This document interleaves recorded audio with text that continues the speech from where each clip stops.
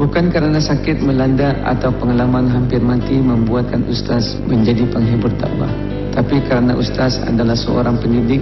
Dengan berzikir kepada kanak-kanak yang dididik inilah yang membuatkan ustaz ingin terus menyampaikan kelebihan zikir untuk diamalkan.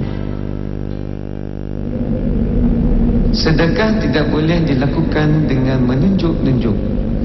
Meskipun sedekah yang kamu lakukan baru sedikit, tetapi jika kamu melakukannya dengan ikhlas, tanpa masuk menunjuk-nunjuk, akan lebih berkah dibandingkan dengan sedekah yang banyak untuk masuk menunjuk-nunjuk.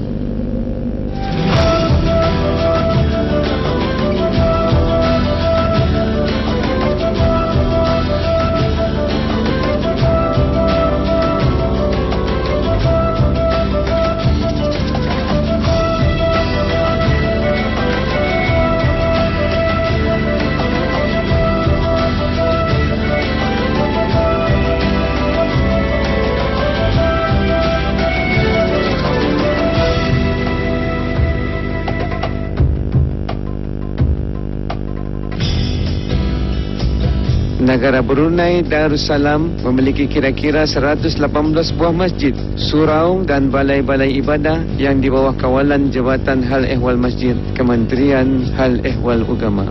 Antara ratusan masjid itu terdapat 2 buah masjid yang menjadi ikon negara dan menjadi destinasi tarikan pelancong. Masjid Omar Ali Saifuddin yang terletak di Bandar Seri Begawan adalah masjid yang pertama terbina di negara ini. Masjid ini adalah bersimpenan nama Sultan Omar Ali Saifuddin yang ketiga, Sultan Negara Brunei Darussalam yang ke-28. Jami'ah Hasan Al-Bolkiah yang terletak di Kampung Kiarung pula adalah sebuah masjid yang terbesar di negara ini. Ia adalah masjid wakaf ke bawah duli Yang Maha Mulia Paduka Seri Baginda Sultan Haji Hasan Al-Bolkiah, Sultan Brunei yang ke-29. Alhamdulillah, dengan terdapatnya tabung dana bagi pembinaan Masjid Negara Brunei Darussalam, tidak dinafikan lagi bilangan masjid kian bertambah. Maka beta dengan amat sukacita memaklumkan di sini bahawa beta telah pun memperkenankan penubuhan tabung dana bagi pembinaan masjid dengan mengikut kaedah dan peraturan yang diperuntukkan mengenai. Tabung dana ini akan menjadi wadah kekal bagi orang-orang Islam untuk menabung pahala kerana membina masjid.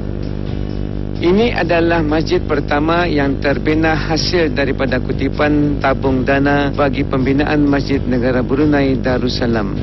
Mula mengutip dana daripada orang ramai setelah ianya dilancarkan pada 4 Jun 2015. Pembinaan Masjid Ar-Rahman yang terletak di Kampung Tanjung Bunut ini menelan belanja 3.56 juta yang terbangun indah atas sebidang tanah wakaf berkeluasan 1.48 ekar. Masjid ini boleh menampung lebih kurang 1,000 jemaah.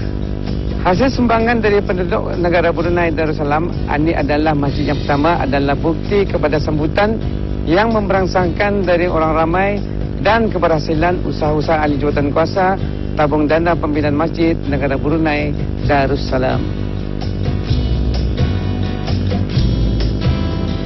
Alhamdulillah, macam-macam cara saja untuk kita ni memberikan sumbangan seangkat-angkat hati untuk tabung dana bagi pembinaan masjid di negara Brunei Darussalam.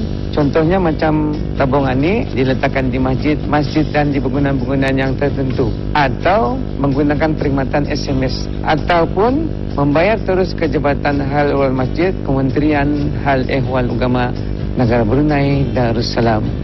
Perasmian bagi masjid pertama tabung dana ini disempurnakan oleh Kebawah Duli Yang Maha Mulia Paduka Seri Baginda Sultan yang di-Pertuan Negara Brunei Darussalam pada 14 September 2018 semasa solat Jumaat. Seperti masjid-masjid yang lain, Masjid Ar-Rahman juga menyediakan kemudahan tertentu, antaranya CCTV, bilik pengurusan jenazah, perpustakaan dan lain-lainnya. Penduduk-penduduk sini sebelum terbinanya masjid ini, tapak yang sama terletaknya surau, yang mana pada ketika itu ia mula dibina digunakan pada tahun 1986 lagi. boleh memuatkan seramai 400 orang jamaah. Dan alhamdulillah terbinanya masjid ini dan mulai digunakan pada September 2018 lagi. Alhamdulillah. Sempena masjid baru ini apa saja aktiviti yang ada di dalam masjid ini, Ustaz? Dengan adanya pembukaan itu banyak aktiviti ataupun program-program keagamaan diadakan. Dan selain daripada itu memang disajikan dengan berbagai aktiviti lain, forum, bengkel dan sebagainya, kuliah, tazkirah dan sebagainya. Alhamdulillah. Masjid yang kedua yang terbina hasil dari sumbangan rakyat negara ini adalah Masjid Ar-Rahim, Kampung Bukit Panggal, daerah Tutong. Ia dibina atas sebidang tanah berkeluasan 5 ekar. Pembinaan masjid bermula pada bulan Mei 2018 dan dilancarkan perasmiannya pada 17 Mei 2019. Ini adalah masjid pertama yang dibina di luar daerah, iaitu daerah Tutong, yang mana pembinaan ini dianggarkan berjumlah 3 juta. Dengan kapasiti yang boleh menampung kira-kira 600 hingga 800 orang jemaah, masjid ini dilengkapkan dengan kemudahan seperti masjid yang sebelumnya. Kenapa masjid baru ini dibina lagi sedangkan masjid lama sudah ada? Kampungan ni Kampung Bukit Panggal ni sebenarnya ada masjid lah. Memang ada asal masjid. Masjid itu sudah mula dibina seawal November tahun 1994 lagi. Dan masjid itu tidak jauh daripada sini. Itu atas bukit di sana tu. Di sana tu saja. Jadi bila ada berlaku kerosakan masjid itu, ada berlaku keretakan, bila sudah diperiksa daripada pihak yang mempunyai kepakaran, maka dilihat di sana tu adalah masalah kestabilan tanah, pergerakan tanah yang membuatkan masjid itu tidak selamat untuk digunakan lagi. Tapak inilah yang dipilih. Tapak ini sebenarnya asalnya adalah di bawah Kementerian Pendidikan dan telah diserahkan Kementerian Agama bagi membina masjid baru. Alhamdulillah. Jadi sebenarnya kerajaan melalui Kementerian Agama telah merancang. Dalam 5 tahun ini kita sudah merancang beberapa buah masjid yang akan dibina. Dan selain daripada itu bukan saja masjid, bahkan juga penggunaan untuk tabung dana bagi pembinaan masjid ini adalah digunakan untuk menaik taraf beberapa masjid dan juga perancangan untuk membaik pulih masjid-masjid yang mengalami kerosakan. Kami tidak mengharap masjid ini hanya dibina oleh kerajaan saja, bahkan juga Ketani. Ketani sendiri berusaha, Ketani sendiri berniat baik untuk sama-sama dapat membina masjid-masjid di negara Brunei Darussalam. Hampir je pahala. Alhamdulillah. InsyaAllah usaha sama dari pelbagai pihak demi mencapai harapan ke bawah duli Yang Maha Mulia Paduka Seri Baginda Sultan dan Yang di-Pertuan Negara Brunei Darussalam untuk menjadikan negara ini sebuah negara zikir. Untuk mendapatkan apa yang diinginkan, kau harus bersabar dengan apa yang kau benci.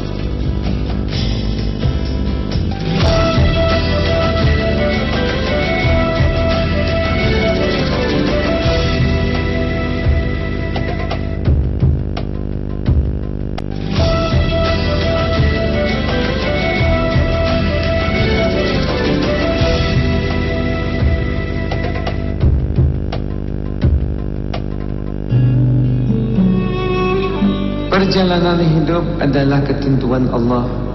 Hamba kerdil inilah yang hanya mampu merancangnya, namun rida dengan takdir yang dianugerahkan.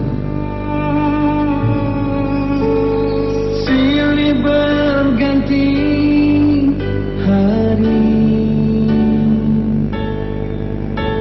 bergulirnya tanpa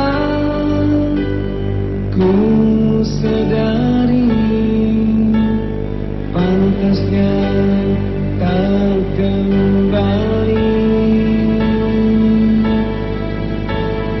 tiada dapat ku kejari.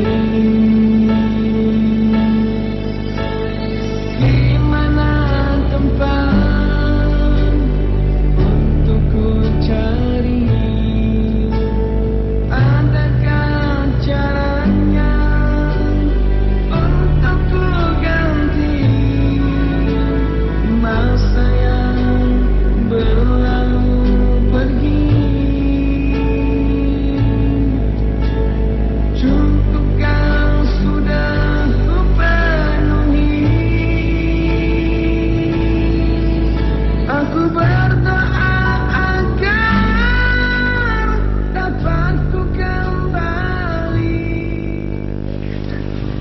Alhamdulillah, syukur je lah ya Allah bagi nikmat setelah diberi nafas baru, nafas yang kedua. Kalau diingatkan dulu lah ya. Oh. Ya Allah, ya Rabbi, sebelum sakit itu, waktu sakit itu macam-macam. Walaupun masa itu sihat, kalau Allah Ta'ala itu kan memberi sakit kun fayakun ya Allah Ta'ala-nya, kalau Allah Ta'ala jadikan, jadilah ya. Tapi kan redha lah apa yang Allah Ta'ala. Mula-mula itu lah ya, kita sakit juga. Aku pun driving, aku yang drive tu. Mungkin kita semuntah-muntah. Enggak dapat, asal banget tuh bangun muntah, asal bangun muntah. Esoknya katanya. Esok, kena bawa ke hospital.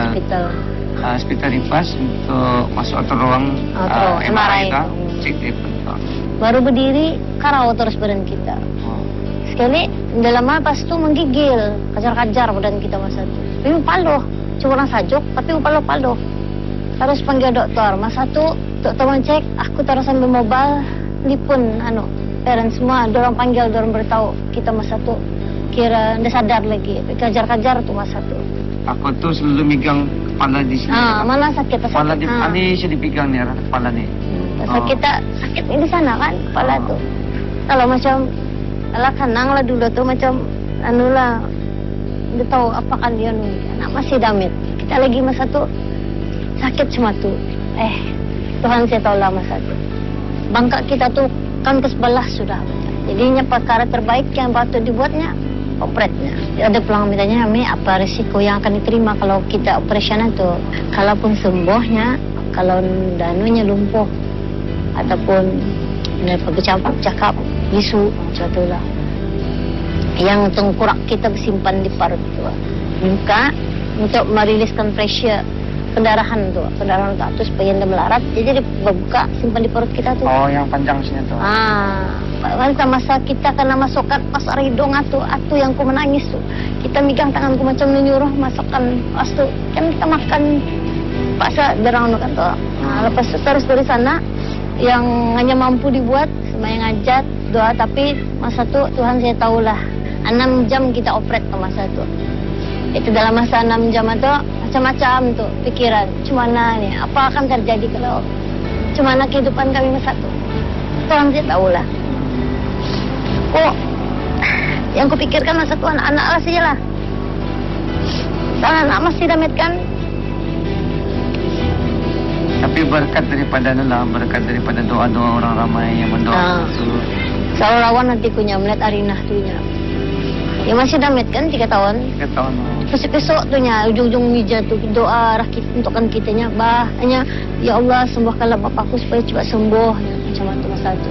Kita 9 bulanan tu tidur macam mana itu? Lurus. Supaya kalau adik kemari dicak macam menganyat saya kata sakit dan sakit macam menganyat lah. Tapi syukur je lah kan Rasulullah menyuruh kata ni kalau tidur istilah baring sebelah ni kan, tangan macam ni kan, itu sudah untuk membiasakan kita ni ikut tidur atau ikut sunnah Rasulullah. Alhamdulillah coba lepas kita sakit atau kita banyak berzikir kan, sampai juga. Alhamdulillah sebenarnya zikiran tu memang sudah diamalkan sebelum sakit itu pun, tapi setelah sakit itu lagi bertambah-tambah karena Allah Ta'ala bagi peluang yang kedua kan. Kata Allahnya dalam hadis Rasulullah pun ada beritahukannya, siapa yang banyak mengucapkan astagfirullahnya, Allah akan beri ianya apabila ia dalam kedukaannya, Allah akan beri ia kesukaan. Kalau ia dalam kesempitan, Allah akan beri jalan yang keluar. Dan sekalinya dalam hadis itu begitu, dan Allah akan bagi ia rezeki yang kita tidak tahu semana-mana. Macam manilah zikiran ni kan yang kan diajarkan kepada sekolah agama apa sampai zikir taubat itu menjadi jadi fenomena di Brunei kan. Sulan orang ramai. Ada Yusuf Qardawi ada kan undangan dalam khutbah itu ada kan. Apa begitunya tunya kalau kita ni melihat sesuatu negeri ini amannya, lihat beliannya. Kalau beliannya berimannya, insyaAllah negeri itu akan jadi amannya. Sempana itu juga Allah bagi nafas yang kedua, Allah beri yang peluang yang kedua. Inilah tujuannya untuk mengajak orang supaya orang banyak-banyak berzikir kepada Allah, mendekatkan diri, kita membersihkan hati-hati yang kotor. Sebab manusia ni ada titik-titik hitam di dalam dadanya tu. Kalau dalam untuk mencuci ya, kita dengan zikiran ni astagfirullah, banyak aktivitas pun kepada Allah supaya orang ni beriman kepada Allah Subhanahu Wa Taala.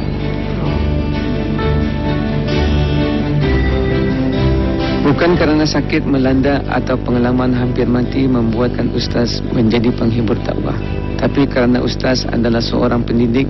Dengan berzikir kepada kanak-kanak yang dididik inilah yang membuatkan Ustaz ingin terus menyampaikan kelebihan zikir untuk diamalkan, terutama sekali pada kanak-kanak yang perjalanan hidup mereka masih panjang untuk disambung ke generasi seterusnya, insya-Allah. Selain itu, alhamdulillah, Ustaz juga terpilih menjadi seorang pegawai pengiring umrah. Kerana itu, Ustaz tidak terikat menjadi penghibur dakwah sepenuhnya.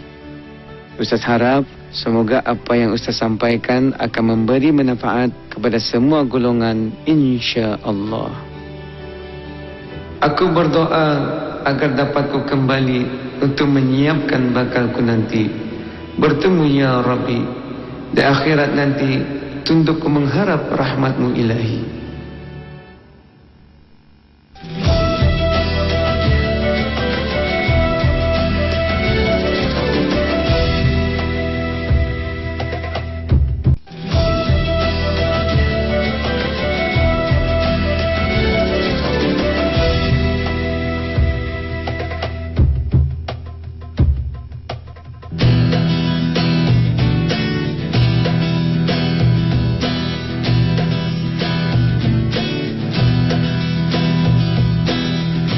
Sampaikanlah ilmu walau hanya dengan menerangkan kelebihan senyuman itu sebagai satu sedekah.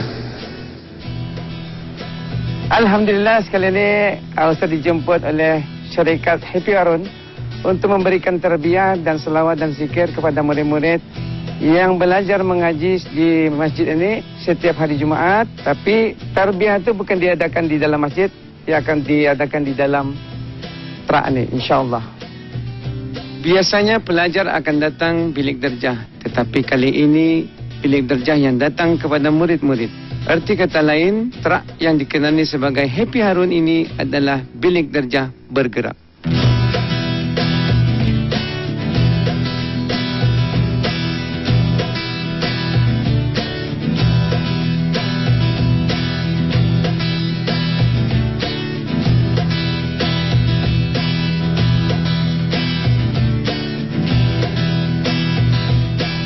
Assalamualaikum. Waalaikumsalam, Ustaz. Allah, fikir terak escape tadi. Wah, Masya Allah. Macam bilik darjah benar. Macam mana boleh timbulnya idea ni? Bukanlah Ustaz. Memang ya usulnya macam classroom, tapi ideanya ni adalah we wanted to have tadabbur on wheels. Kami mau mengendalikan program-program dakwah keislaman tapi on wheels, di mana dakwah itu berjalan kepada sesuatu komuniti dan kami akan insya-Allah mengendalikannya. Macam mana boleh bagi nama Happy Harun ni? Kalau dilihat di luar negeri ada juga projek macam mana, tapi bukan berasaskan agama.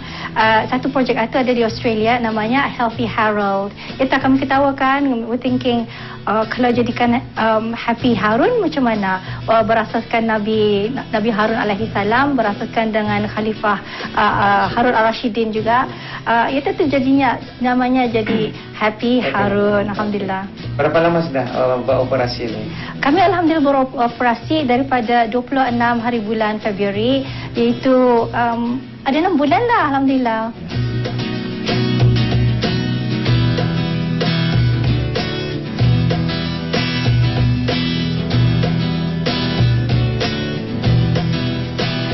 Bah, laju tahu Ustaz, touring kita ini sikit dalam truck kita ni. Okay.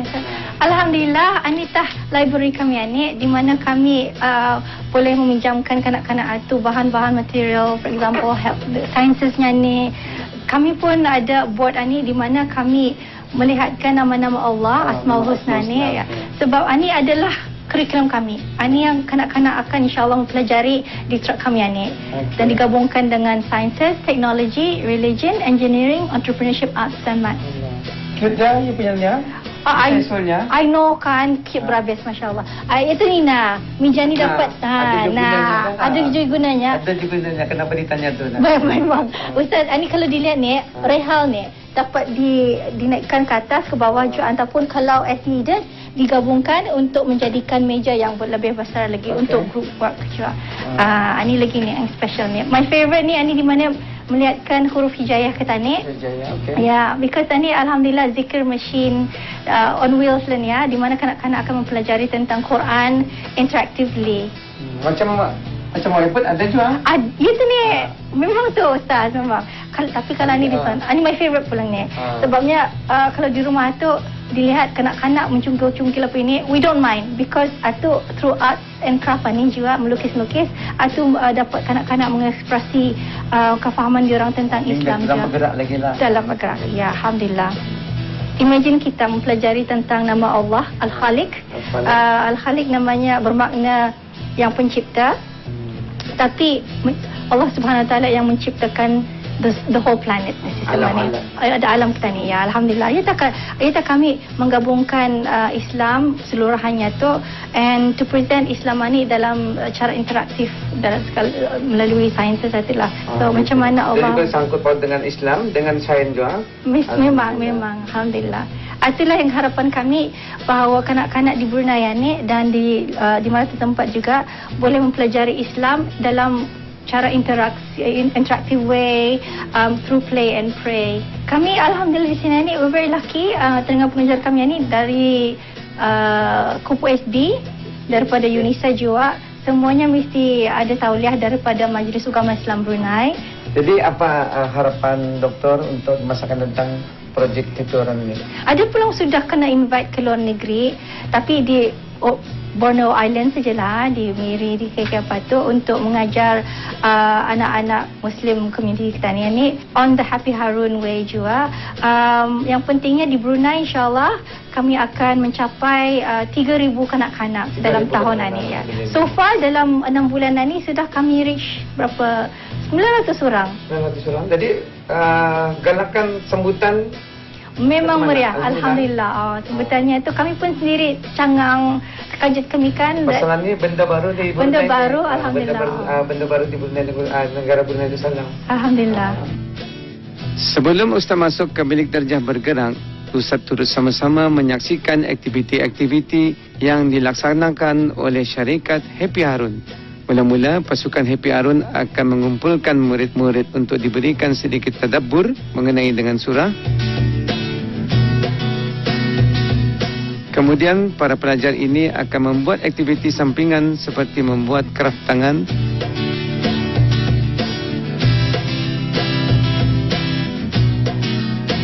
seterusnya, barulah para pelajar masuk ke dalam truk untuk aktiviti di dalam truk.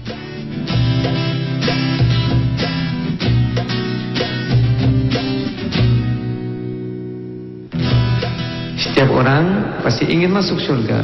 Sebab itulah ramai orang yang berlumba-lumba melakukan kebaikan semasa hidupnya untuk mencapai syurga Allah.